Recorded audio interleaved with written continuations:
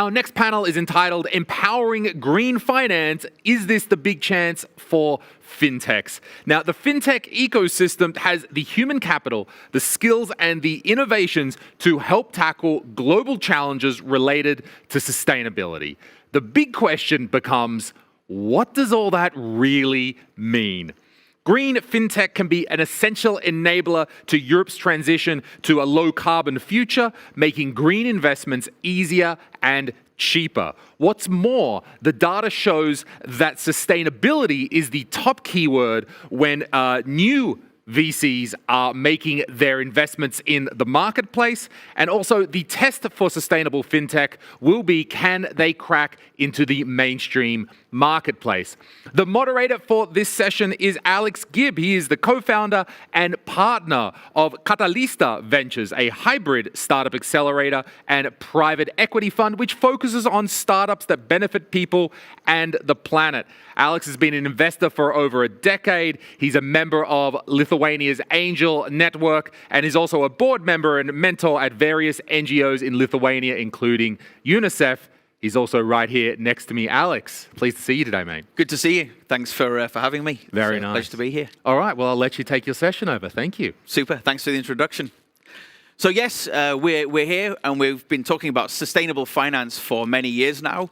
And today, I hope you're going to get some fantastic insights about green fintech and what the future looks like all around Europe. And I have a fantastic group of panelists here today who are joining me. One of them is on the screen. We've got 3 live on the stage with me. So let's make a start and jump in.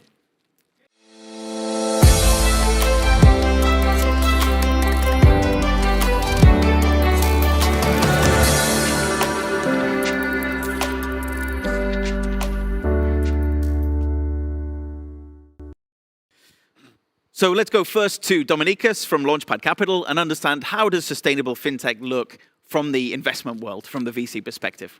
So looking from our perspective, it's a fintech company that has a solid business plan, but they also create a measurable social or environmental benefit to the world. So we see it as additional benefit to the financially sound business model. Very clear and concise. Thanks for that. And Akvila, what about you in the legal world, sustainable fintech? Yeah, I of course concur with what was said, but from the legal perspective, I would say that the fintech itself must be, just following the rules on sustainability, on reportability, on attracting the capital, and following all ESG rules itself, and implementing all the policies, having proper discussions at the management board level, etc. Alongside with the investment focus. Okay, and in my understanding, very often, sustainability is what's sort of beyond regulation. So if I understand, that's also what you're saying, that this need to comply with all rules and regulations are kind of the base, and then there's something on top of that, sort of the non-mandatory compliance with ESG. Sure, because well, the rules are of course have been elaborated, and at a minimum, the fintech needs to comply with those rules. But there is a lot about mindset of the fintech and its their managers, that they should do an extra mile, how to say, to implement those ESG policies and be cautious of how they are operating itself, because their example, they could, foster on ESG implementation on investment level, how to say, or, just this business level. Sure. Okay. So I think that could be something we can explore a little bit more, especially as we're talking with international partners here as well, and also to understand the difference between the different jurisdictions. And in my mind, there's still a very big difference in how people perceive sustainability and ESG requirements in different countries, even within the European Union. So let's perhaps come back to that as well. Okay, so Roswalde, what about you? Yeah, so I have 2 parts to this question. So first part is, a sustainable fintech is a company that by using the technology, enable sustainability within finance. So it provides ESG scoring, it helps to offset the emissions, helps to do the reporting. But then the second part is it's a sustainable company in itself. So it aims to, reduce the emissions, conserve water, conserve the biodiversity, be socially responsible. Just that's how I see it. Okay, and for you, how important then is the sense of economic sustainability? The ability to actually make enough money to survive operationally and into the longer term. I mean, it's the main purpose of a company is to make money. But if you don't make it in a sustainable way, your profit is just short term.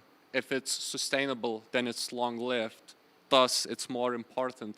Because from the stakeholder theory, the aim is to aim for the long-term profit, not the short-term.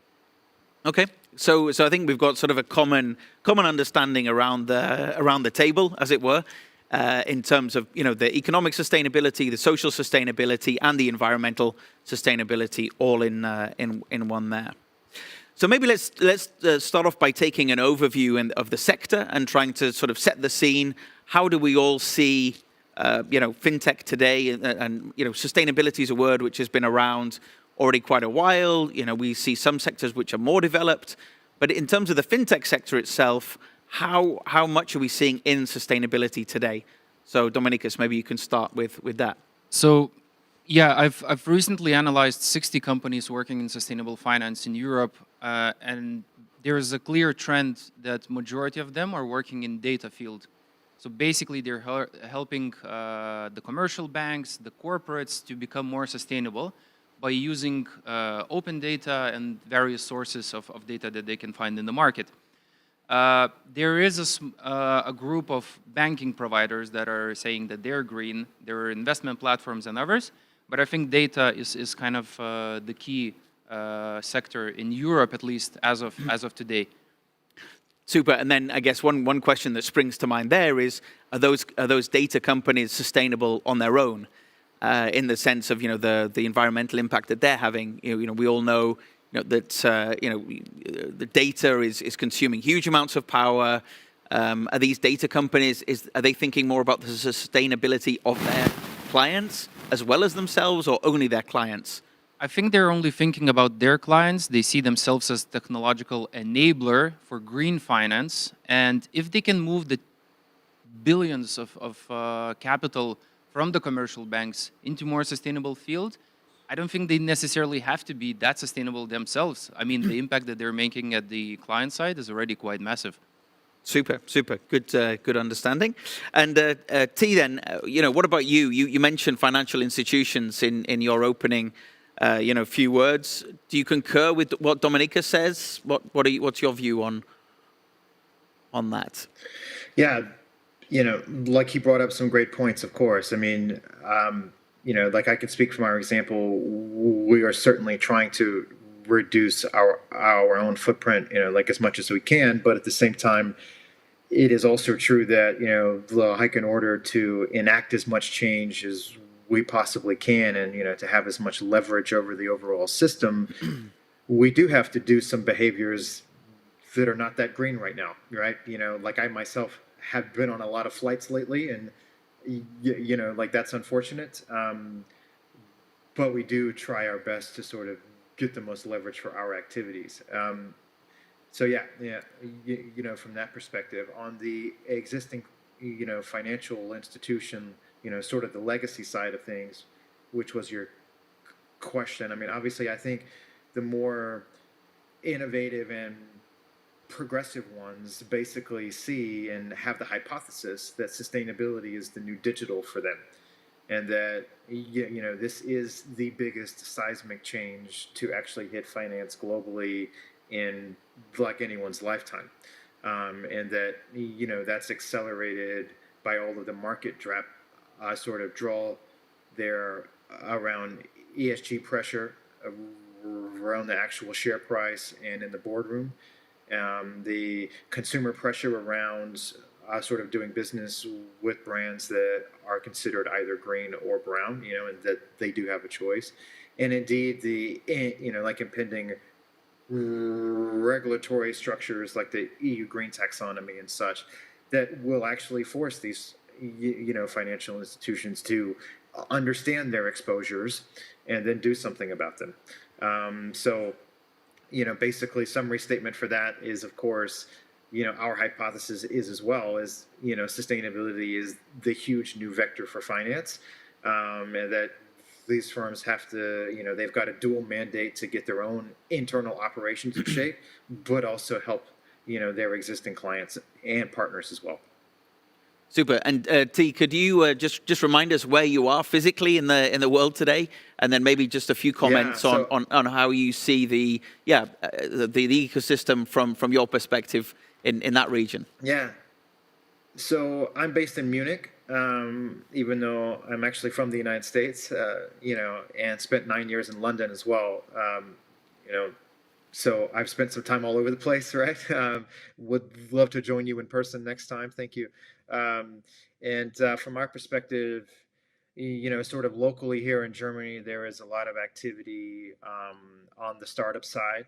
Like I work for Doconomy, which is a Series A climate fintech startup based in Stockholm. We were probably one of the first sort of climate fintech startups in in that niche 3 years ago. You see a lot of activity here in Germany in that space.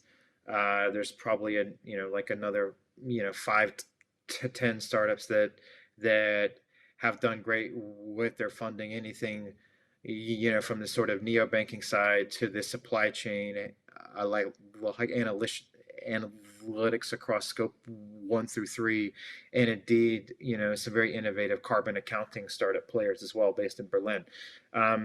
Up in the Nordics, of course, that's a very advanced sort of society around the sustainability and the tech topics at once, right? So you do see a lot of startup activity there, and we're starting to see more things happen out of London and France and Spain, as well. So yeah, there's a lot of activity, and that sort of definitely mirrors the things that are also happening with our friends in the United States, where there's a lot of things going on in both the East Coast and out in Silicon Valley too. Super, thank you. Thanks for that overview. That's great to hear. So maybe we'll go to Rosvaldas next and hear a little bit. How do you see the ecosystem in Lithuania, in the Baltic region more generally, given that context we have from sort of Berlin, Munich, and Stockholm? It's really in an infancy stage just now, because the companies, the fintechs, funds that aim to sustainable investments are just now starting to emerge. So we have only one single pension fund that solely invests in sustainable activities. Whereas in let's say, Germany, you have just hundreds of them at this point. So we're really early in this sustainable finance game in Lithuania. But I think the problem that's stopping us a bit, and Akvilija will add, is that regulation is really behind at this point right now. Because even the taxonomy is not fully out yet. So delegated acts are not prepared yet. And it's a bit of a guessing game at this point. So I think those are the reasons why it's not as popular in Lithuania as I believe it should be or could be. And that's why I think it's going to be as the regulation progresses. Okay, super. So Akvilija, do you agree? Is regulatory change the key sort of turning point for companies and organizations to really engage with sustainability? Is there another factor? What is it for you? We as lawyers used to say that, life goes first, to regulations. And there were a number of examples when, the businesses brought some new novelties and only the regulation followed. With the sustainability policies, there is an issue, that it was not so widely discussed topic, and for the finance sector, and especially for fintech companies, which are quite new, etc., and they are there to conquer their market share. It's quite just maybe not on the first point of their items to solve that just to be sustainable and things like that.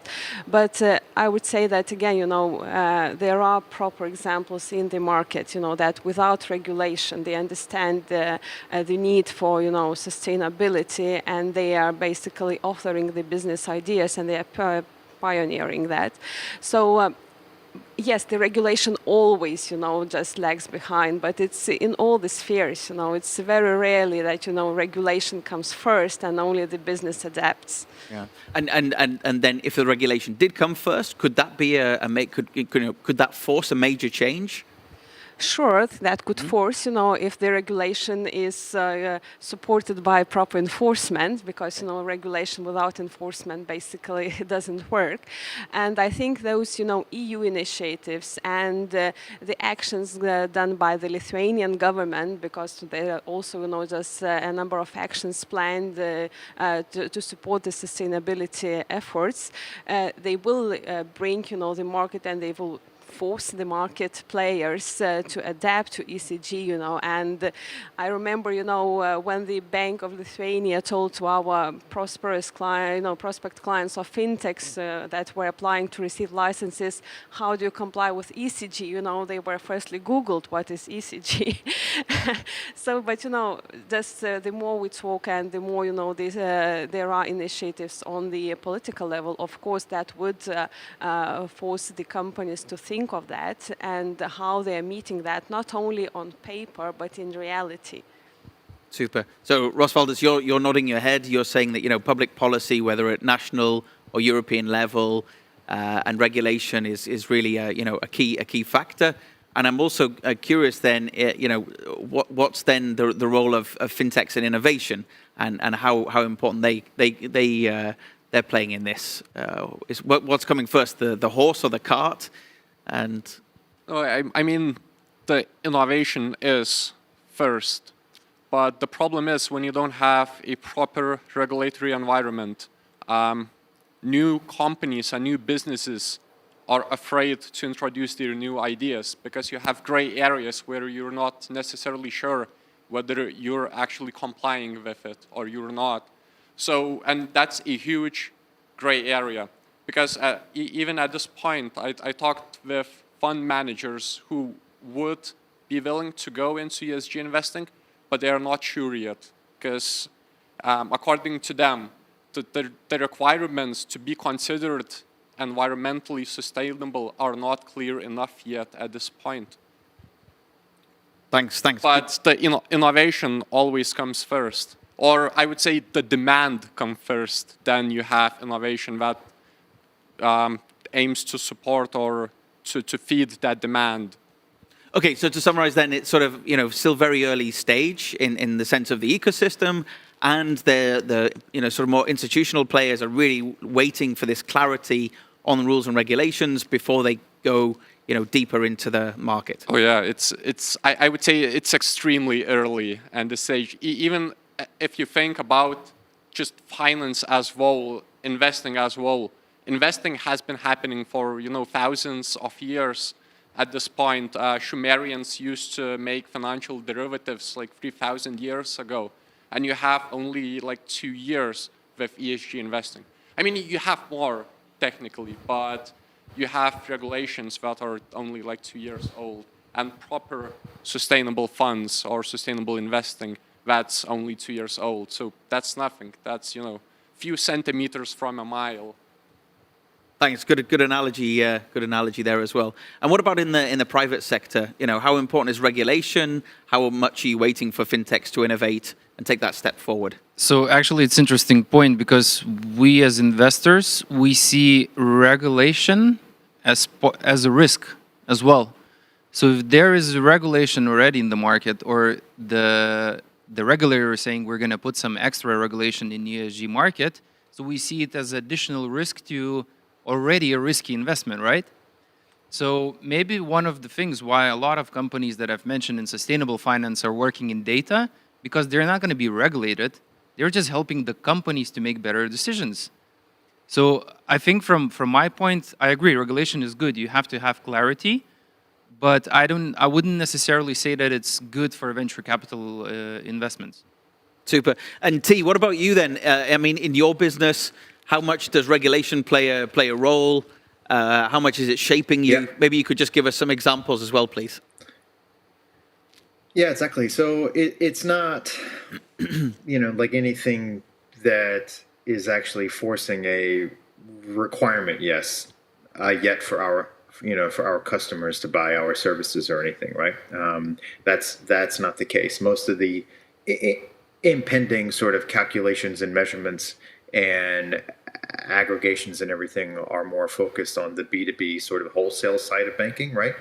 There is a slight caveat to that, like around mortgages, right, for individuals and families. And, those mortgage portfolios do get rolled up and analyzed for green bonds and, for sustainability disclosures as well. But that's not our first set of products, right? Like we're on the really granular sort of transaction by transaction basis for the consumer, right? So there's no sort of pressures there from the regulatory side. Now, if you step back really far back, right, and you look at like the market drivers, that can drive the behavior of these larger institutions, that's where we do see some of this. It's sort of implicit, right? So no one's forcing these banks to actually do anything on the consumer side, but because they are forcing the banks to actually think about the enterprise side of things, and it starts that long conversation at the boardroom, which then trickles down, throughout the management layers of the organization, where they also have to make their net zero commitments and everything else for their shareholders and for their own operations, like we talked about earlier, right? And then as that trickles down, then it inevitably, then touches some of these other things like the consumer side. So it's not a direct benefit for our business at all, but it has added more, sort of strength to the broader ESG conversation, in that, like these institutions have to start doing something, right? And so that is a good thing for us because we're trying to, like empower the consumer to actually make more sustainable choices through the way, they actually, do their own personal transactions. So if I go back to what Dominicus was just saying, where he sees regulation, as much of a risk as anything else in many cases, you're saying sort of the opposite, and that's actually kind of also helping consumers and businesses on that journey towards higher awareness of sustainability and actually engaging in it. Yeah, I mean, he's exactly right. Like on his very specific point, because I was an investor for 9 years myself. He's 100% right. Like when you're looking at a market and a new technology, you don't want to be on the wrong side of the regulatory activity either, right? Because that can almost overnight destroy your business. So someone with the actual startup investor hat on would be very concerned about where those things might actually shake out because of the various opportunities and sort of business concepts like that are coming across their inbox for them to fund, right? So what I'm talking about like is on the outside of the investor landscape into those green fintech startups, but more on the operational side. I completely agree with him as well. And we are, like in our first set of products, a data business in order to help, like the financial institutions and their consumer clients make smarter choices, right? And, the regulatory activity on that at the moment, like is basically non-existent for these particular types of cases. You can imagine a world soon where there starts to be conversations in Brussels and abroad about how GDPR, gets in the way of the data that we need to actually drive, more sustainable consumption, and so, like that can be a slightly controversial topic, by the way, and so I don't want to get too far into that rabbit hole, but you can see how these things they can be at odds, right? Where you need the granularity, like of actual personalized data, like about each person or family or a business, but like you need that data in order to drive the best insights, for sustainability purposes. But if you don't have access to that information because of privacy concerns, then you've got handcuffs, right? And so we've certainly seen that around the sustainability fintech side as well. And like that's something that we're going to have to address in time, but it's not quite on the Brussels agenda quite yet. I think exactly that. You've got something that's already extremely complex, which is fintech investing or creating a successful fintech, and then you're adding another layer of complexity on top, and making sure that sustainability is a core part of that. So it is a challenging and tricky space to be in, but yeah, the benefits and the impact can be enormous when we get that right. But maybe let's jump in now then to a couple of examples. Maybe we can take sort of an example each of a green fintech or a fintech which is having a positive impact on the environment or the planet. So Dominicus, you want to go first? Sure. I think it's an interesting story. Like I found one of the neobanks in I think they were from Germany, if I remember correctly, and they were saying like, oh, we have this card. We do this banking app. We do it better. We only invest in green and social. And I immediately registered. I was very intrigued by, the sustainability angle. But then I started thinking, I have my own neobank already. My friends use it. And if I'm going to switch to a new neobank, like, is this going to be really good for me? And will I have a good user experience at the end of the day? And I decided actually not to. And, it's interesting because I support their idea. I support the mission. But if I'm already locked in one neobank, I wouldn't move to another one. So, I think this was a great case for me to see that I think the new companies, the new sustainable fintechs that are coming into market, they have to, in my opinion, create white label solutions. For, let's say, in this case, maybe you can create a white label solution for neobanks that would help invest the money into sustainability, instead of becoming a new neobank yourself. So it's like saying, don't become a new green Facebook, but help Facebook become more sustainable. Good, nice example there as well. And Akvila, in your world, I understand with client confidentiality, you can't sort of give away certain names, but any examples that you would like to talk about? Yeah, I did some research prior to this event, and even talked to some of our clients, just how they pursue this, sustainability business. And I must admit that, none of my clients, was feeling comfortable to say that, I'm sustainable. And even the ones, just who could, just again on no-name basis declare that, just they are doing some part of sustainability, they, went just talking to them, more deeply, they are saying, no, we are not a sustainable business. But again, just I think that. Of course, there are those, like big companies that could, do a little, a big impact on this, on the ESG level, but. I would be very keen to see, the small players, for example, P2P platforms, crowdfunding platforms that are very local, localized, for example, at least in Lithuania. And I would, want to see them, for example, as I think there is a P2P platform in Australia that basically declares that, they are raising money from society, and they're investing that only in green projects, and there's really small projects, just I'm some building, some solar,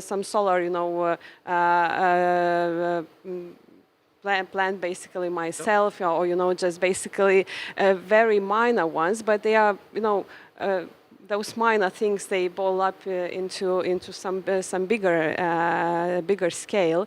And I talk to our crowdfunding platforms, whether they, just are thinking of bringing, this sustainable, field in their investments, and saying that, we will support that. I don't know, just offering some economic incentives, but the answer was more or less, we are too small as a market, and you can do that in Australia, but to do that in Lithuania with 3 million of citizens, it costs quite a lot.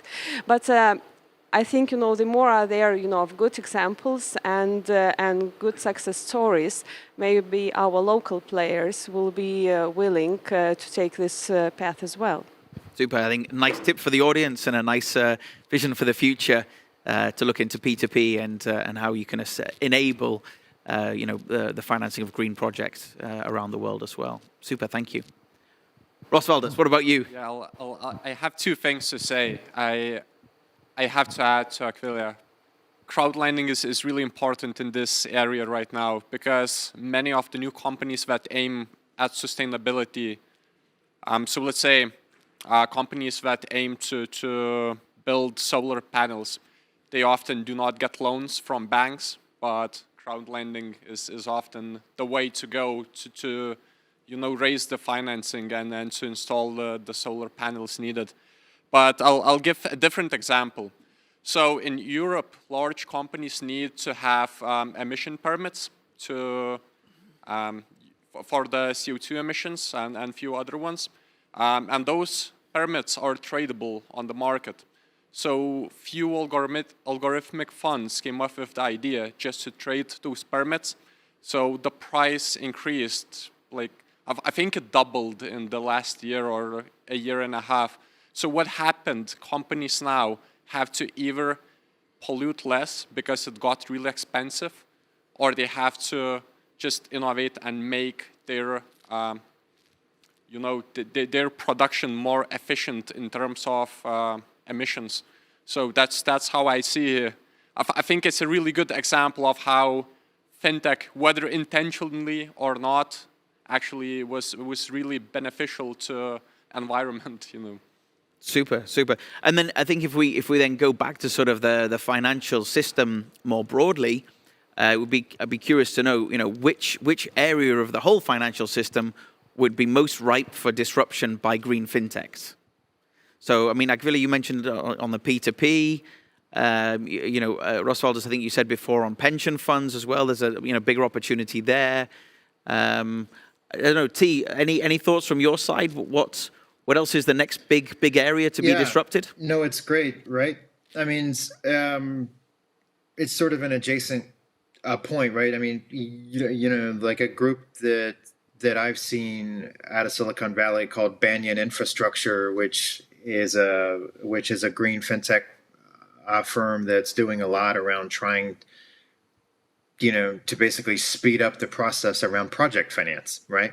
So like if you reverse engineer like all of the things that we're going to have to do, through infrastructure, whether that's green hydrogen or, solar or wind or, carbon capture and storage or any, like other types of explorations, that all requires, non-equity type of finance, that's at the actual project level, right? And most of the time those things are financed through debt instruments, and that stuff can be incredibly time-consuming, very, very manual, normally reserved, just for like the larger or specialty banks to actually do those projects. But we're going to need those kind of projects at a scale that the world has just never seen before, like in the next decade, right? So there's certainly like a big opportunity for firms like Banyan and others to sort of step in there, use the alternative data sources, write the algorithms to sort of pre-package, like these opportunities based on the risk vectors and, the actual, in locations of the projects and everything else to sort of prepackage these debt instruments up. So, like an entire host of of parties and investors, pension funds, consumers, companies, index funds, anything could sort of buy and sell slices of those projects as well that would, and again, further accelerate like the amount of money that's actually going towards things that can better the planet. So I think that's another nice tip for the audience to be able to say, go in, look at project finance, see what you can do to disrupt it. Yeah. That's a great opportunity with a big impact. So gives us a lot of hope for optimism on that one as well. So I think I would agree. I think the next big thing, in my opinion, is unlocking the retail money to go into green finance. But the retail wants high risk and high returns. Why do people now invest in Bitcoin so much? Because it's so volatile, right? It moves up and down. It's interesting, right? You're not interested in investing for 30 years with 2% yield. I mean, it's not entertaining. So I think like the market needs like green investments that would be high risk and high reward as well at the same time. Super. I think really good analogy there with Bitcoin and putting that into perspective for us as well. So maybe let's jump a little bit to thinking. We talked a little bit about public policy before at EU level as well. I mean, in terms of these opportunities that are out there, what else can we really hope for? Agvila, is it still sort of regulation with enforcement? Is there something more? What can we really hope for from the European Union in the next couple of years? Yeah, I think, European Union, they are working on ECG matters quite heavily now. And, just recently in July, they announced, this renewed action plan. And basically, I think that, we will see a number of actions, delegated acts, directives, just followed by also national measures aimed to firstly, I think recognize, ECG and sustainability as a topic to bear in mind for every business, and especially the businesses that, are prone to regulation, like finance sector, we usually laugh, that if you want to test something, give it to the, finance market players because they are used to regulation and they will comply with everything. So I think the same will go, with sustainability topics, that they will be the ones, to test everything. And apart from the just taxonomy and other regulations, as I think we will see what was just talked by T and Dominikas, the deployment of retail money into the green finance, because it's one of the tasks of the announced by EU Commission to open up, this retail money and green finance, and just link them to green finance, and more specifically to enable small and medium enterprises, just to access green finance, just basically for their, some sustainable projects. So I think that that measure, it will be one of the main topics of the Commission. Super, really good overview. Thanks for sharing those thoughts. And Roswaldus, is that something that's in line with your thinking? Yeah, it is. I just want to specify a few parts of it. So one is green bond standards. T mentioned it, and green bonds is a huge thing right now. Even in Lithuania, we had an emission of, actually don't remember the exact number, but I think it was like 900 million, which is a lot for Lithuania. So green bond standards is definitely going to be an important thing now. Another important thing is going to be data, and it's not going to be standards. I think it's going to be a really hard-lined regulation of it, because there are some really serious problems. If I can give you an example quickly, there was a research done. So they took 4 data providers, and they took their scores, ESG scores of companies, and they replicated the same index using ESG scores of those companies. and it was just widely different. I mean, there's no standard at this point, and data is a problem. So I think the regulation or the hard regulation is moving towards there. But the softer regulation in terms of just standards is going towards bonds and just in general of what's considered to be sustainable. And in terms of the time frame, for harmonizing these differences, what do you think we're talking about there?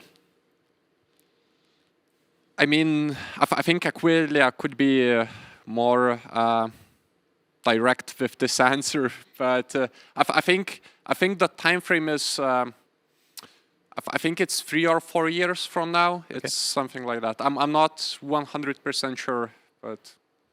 Sure. So, Akvila, what are your predictions for the future?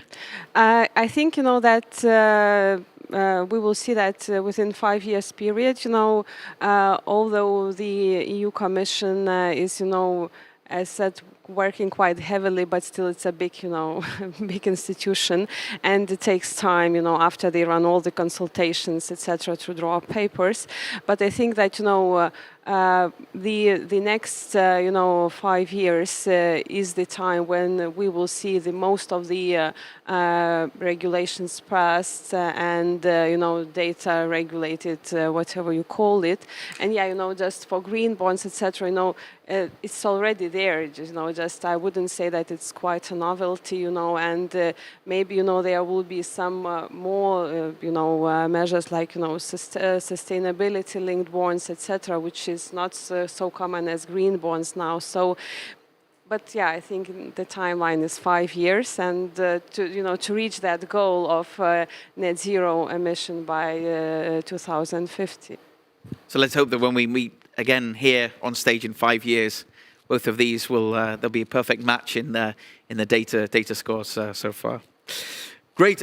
Maybe let's then move on to the next topic of risk around working with sustainability and green fintechs, and in particular with greenwashing.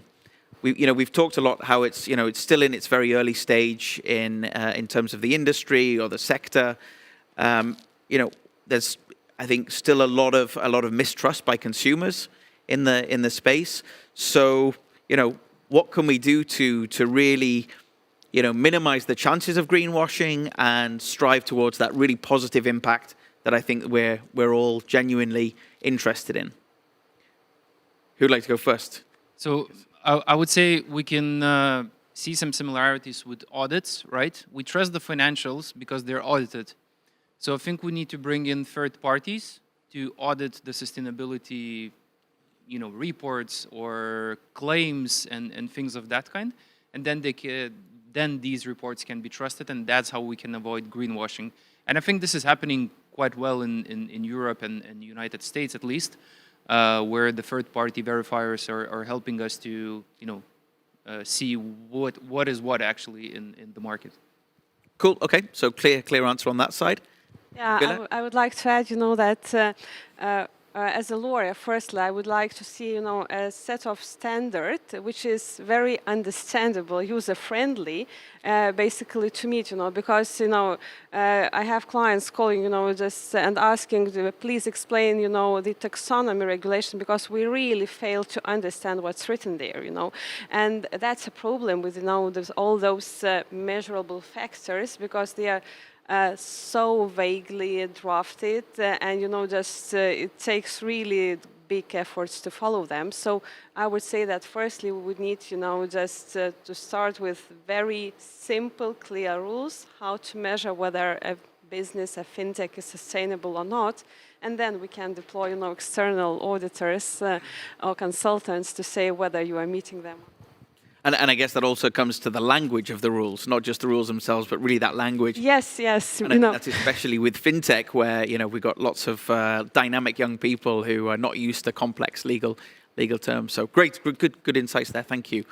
Rosaldus, what about you? Yeah, I have to agree with the standards, because even if we talk about debt instruments or sustainable debt bonds, there's no standards as of now, which means you could just go and issue sustainable bonds tomorrow if you wanted to, and no one would know I mean, people would know, I guess, but you could do that. There's no standard at this point.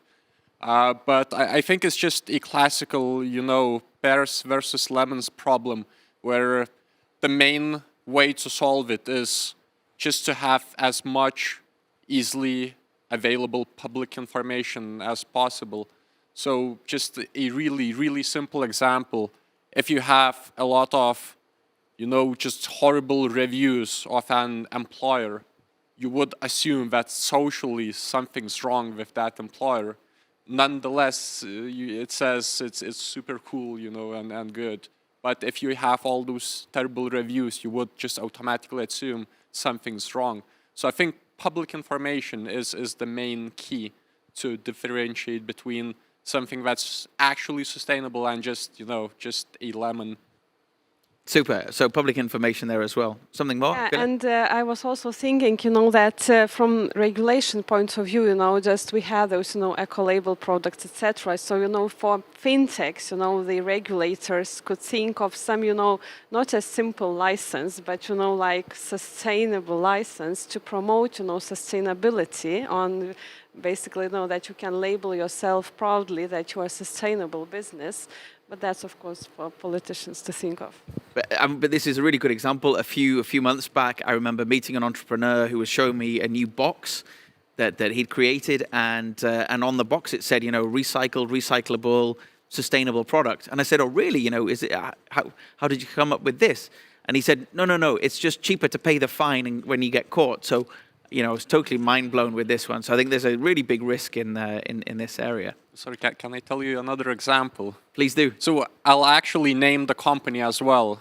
So Shell had leaky pipes of gas somewhere in Africa, and they didn't fix it. They just paid the fines because it was cheaper. Yeah. But while paying those fines, they were releasing corporate social responsibility reports. So it's So very, very, very, very, very tough one on that. Yeah. And T, what about you then? Any examples from your side and thoughts? Like I think my friends on stage have already said, some great things. I would just add a little, like if we zoom out for a minute, I'm encouraged, like if I take the glass half full sort of view on it, I'm encouraged. And that is because, like I just take my own sort of personal example of being involved in this space for the last 3 years. The rate of change over, the actual public outcry around greenwashing has been significant, right? So, if we think about it, we have basically just created a brand new market, right? Like around sustainable finance and the awareness of the implications of sustainability into the financial system, right? Like that's really quite new if you think about it, like on the historical scale, where every financial institution in the world is now, having to think about this, right? And so, like even 3 years ago, the outcry around greenwashing was only really around some of the ESG focused funds, maybe having things, that were quite high scoring around S and G, but yet were incredibly bad on E, right?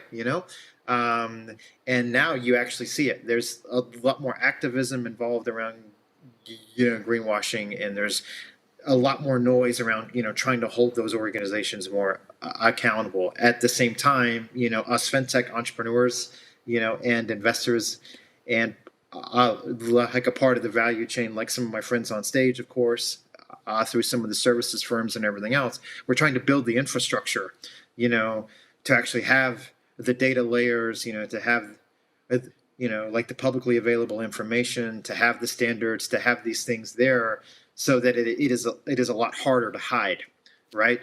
But it's a great sign, like if I take the optimistic view, that the outcry is already so loud and so strong, even though we are still so early in this new market.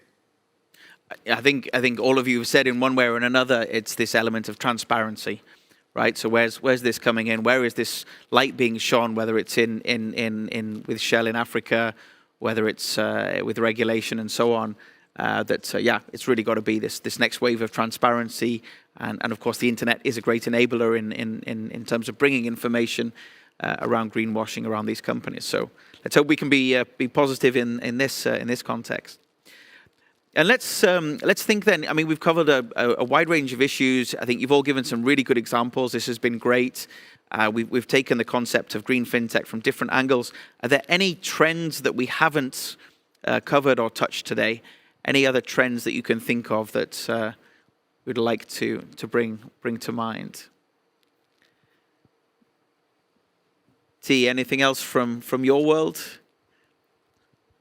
Yeah, I was just shaking my head because I was about to say no, but then I just thought about something actually that's gathering a lot, from the entrepreneurial scene, and that's the carbon removal startups, that might be starting around offsetting, but that are actually trying to hit the negative emissions targets. I mean, obviously, from all of these net zero commitments across the world, 2040, 2050, anything there. If you dig into those assumptions, like in those mathematical models, they're almost all based on, like a fairly large amount of negative emissions, right? So like that's actually taking carbon out of the atmosphere. Yes. Right. And the various combinations of the ways that you might conceptually achieve that through natural sources. Obviously, people talk about forestation and afforestation and things like that, which, do have a lot of challenges, because if there's ever fires, then all of those emissions then get released back into the atmosphere, or some of the other things like direct carbon capture, which are still, they do work, but we have never seen them at the scale that are required for us to actually have a chance to hit these targets. So there are various green fintech entrepreneurs and businesses that are being started to help accelerate that, to sort of apply sort of these great fintech themes that we've seen over the last decade around APIs and machine learning and sort of infrastructure layers to kind of help do those things. We partner with some of those businesses as well, like they use our calculations, and then, that gives the organization or the consumer their footprint, and actually gives them, like the amount of tons of CO2 that, should be compensated for by their behavior. But there's going to be a lot more of that activity as you try to bring these great projects from all over the world into these marketplaces that can then get the access of the supply of capital to then allow those individual projects to scale, with significant leverage. I think you've touched there on carbon capture technology, which is an extremely exciting but complex deep tech, I guess. I mean, Dominicus, what do you think? I mean, is the future then now more going to be about the hardware or the software, in terms of the green fintech's ability to have an impact on sustainability? I think hardware is going to play an enabler's role to kickstart the software revolution. I think IoT is going to be the next big thing in the green fintech space, and I think this is going to scale the software usage in that field. Okay. And then as we're sort of coming towards the end of our time, we've talked quite a lot about sort of the early stage of the ecosystem, the green fintech ecosystem in Lithuania. And I mean, yes, we're probably not a mainstream audience that's sitting here talking about this. It's probably a relatively small group of us. Again, looking forward in the next couple of years, what will it take really to get green fintech into the mainstream? Where will the adoption come from? Where will the awareness come from? Any reflections or thoughts on that? Go ahead. I think apart from several pioneers that I expect to see, in our local markets and, more in the Baltics, not only in Lithuania, to bring, sustainability in finance sector, I think that we will see from the regulation point of view and from our, regulator, the Bank of Lithuania, bringing some, reportability, some, measurability of sustainable factors, and that would bring, fintech sector to think of sustainability and, just to implement those practices in their, operations, and, mitigate, just, addressing the sustainability risks in their annual reports, just how to mitigate them, etc. So I think, at least from my understanding, we will see, the kickoff from there, that basically there will be some, just requirement to put, sustainability risk into just as, one of the factors in your daily operations, and that will basically force the fintech society to think of how to become more sustainable. So the regulatory aspect, and then also the transparency in reporting and communication around activities. Okay, clear. Thank you. I would say I would like to see three things. So one is more data, so our discussion can be enriched with more numbers. I would love to discuss the strategy that not only the European Union has, but the countries, individual countries that they have, and I would like to see more people going into this sector. I think, there was a study of values of the people who are starting universities, and sustainability is among the few that are growing every year of importance to the students. So I think more and more people are becoming aware. We just need to create opportunities for these people to realize their potential in this field. So data, strategy, and more people in the field. Super, and that's really a strong trend that I see in Lithuania, is that, the younger people who are coming through this next generation of entrepreneurs, it's not just about making money, it's much more about purpose, it's much more about having an impact, and I think this is really, really encouraging as well. Rosvaldas, what about you? Just demand creates supply, and there is definitely demand for sustainability right now. So supply shall be created, and the value shall be created as well. And just a simple example, so there are stocks currently that are considered sustainable, and they're not necessarily the most profitable companies. So in terms of their PE ratios, they're quite expensive. But just because of the demand, the price is inflated, it does create value, thus investor is happy, So it's just demand creates supply. The economist talking. Thank you. Excellent. Good insights. And T, what about you? Sort of final thoughts then on the future. Yeah.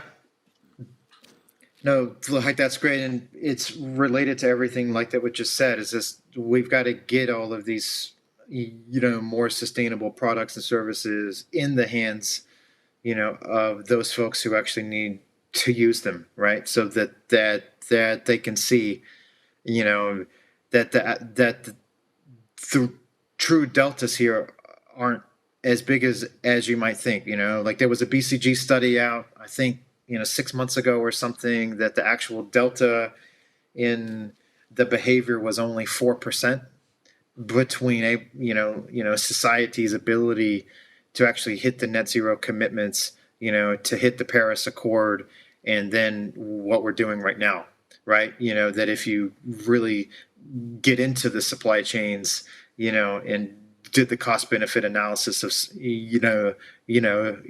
of those substitute materials or services, that the actual differences are not, as, seismic as you might think, So it is going to require a massive effort to actually do that on a global scale. But at the same time, if we can get these more sustainable products and services in the hands of small businesses and consumers to, fuel the demand, as my friend on stage said, then we can start the behavior change, in a very organic way. I think that's a wonderfully optimistic note with which to finish the panel today.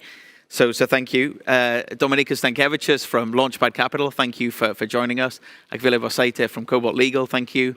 Rosvaldas Krushna, our green finance expert, thank you. And T. Pruitt from Doconomy, all the way from Munich on the screen. It's been a pleasure. Thanks to Rocket for hosting the panel. And I hope you've enjoyed it and you've got some takeaways and some optimism for our green fintech future. Thank you.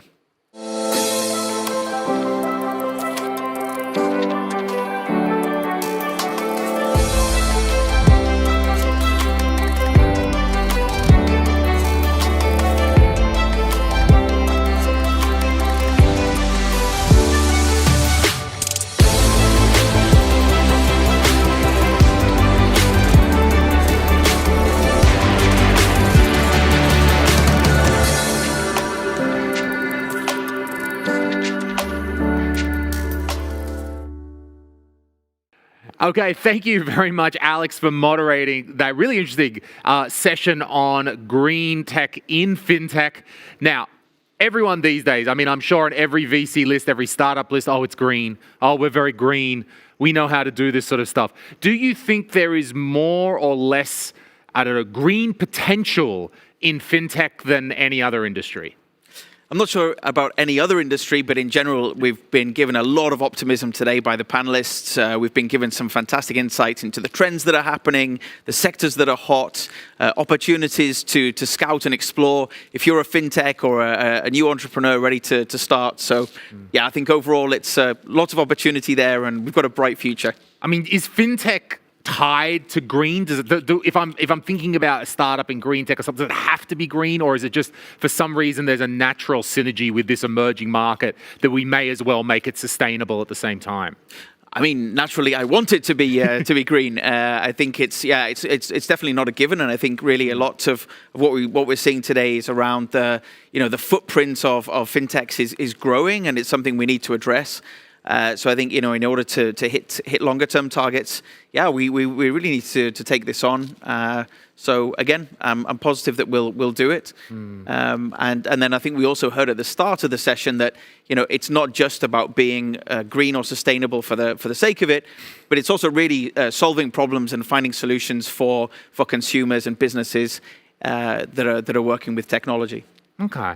I'm very fascinated in the green fintech sector that we've got finance. Okay, so that's very traditional, very stable. Then we've got fintech, which is this weird on the edge. They're the rebel cowboys out the front, working in the space up the front, being those rebels, changing the rules in a very conservative. And then you add green on the top of all of this again. How is all that mixing together, shaking up an industry and then reshaking it again with green? How do those, I guess, even culturally, how do they interact? Yeah, so I think when fintechs are going in to disrupt financial services as we know them today, then they're not necessarily thinking about sustainability and being green from the get-go. So this is something that we have an opportunity to help them to explore and to grow into. That's one thing, but it certainly makes it a lot more complex.